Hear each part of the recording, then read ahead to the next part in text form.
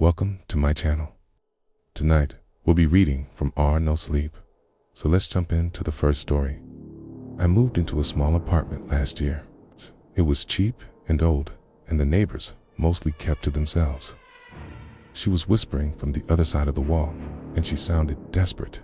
"Help me, please. Why is the door locked?" Then I began noticing small dents appearing all over the walls and doors. But curiosity got the better of me. I ended up finding a key to the apartment in the mail.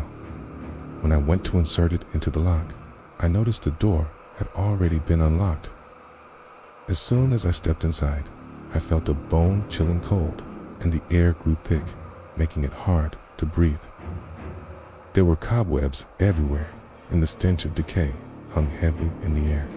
Suddenly, a gust of wind blew through the apartment, extinguishing my candle and plunging me into total darkness. I screamed and stumbled backward, knocking over a chair. Then I heard her voice again. "You shouldn't have come here. You shouldn't have opened the door. Now you're trapped forever with me." I ran to the door, but when I opened it, I found myself in a dark, narrow hallway that seemed to stretch on forever. I called out for help, but my voice echoed back at me, mocking my fear. I never found my way out of that maze-like hallway, and now I'm stuck here with her. One day, while walking home from work, I stopped by the apartment store to see if I could find some repairs, and I just read a very long one, so I'm gonna go ahead and call it a night. If you guys want to hear more, leave a like or subscribe, and I've been your host. Join me next time for more scary stories. As I was browsing through the hardware, I heard a blood-curdling scream from behind me. I turned around to see an elderly woman holding a can of spray paint. Startled, I asked her if she was okay. She looked at me for a moment, then suddenly whispered urgently, "Don't paint the door yellow. Don't let her in. Whatever you do, don't open the door for her." Then she hurried away before I could ask any questions. "Can someone hear me? Please help." Shh. I immediately got up and ran to the door, started to scream for her, pounded on the door, and even tried to kick it down, but it was no use. No one was there.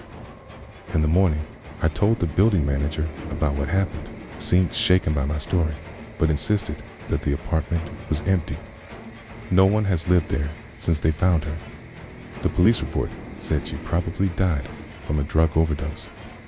Do you think you could have been hearing things? Maybe it was just a really noisy pipe. I thought he was just trying to be helpful, but his words made me question what I had experienced, except for the girl who lived next door. First, I thought she was just watching horror movies late at night. But then, one night, I woke up at 3 a.m. to a loud banging on my wall. I sat up in bed and knocked back to check if she was okay. There was no answer. The next day, I decided to ask if she was okay, so I knocked on her door. No response. Concerned, I went to the building manager. He looked confused when I mentioned her apartment number. Then he said, that apartment has been empty for over a year. The last tenant was a young woman. She died inside. The police said she'd been dead for weeks before anyone noticed. My stomach dropped. Her door was painted a sickly yellow and had this huge peephole, which I thought was weird. I tried knocking on the door a few times to introduce myself, but every time I did, she would only open the door a crack, and I could only see half her face.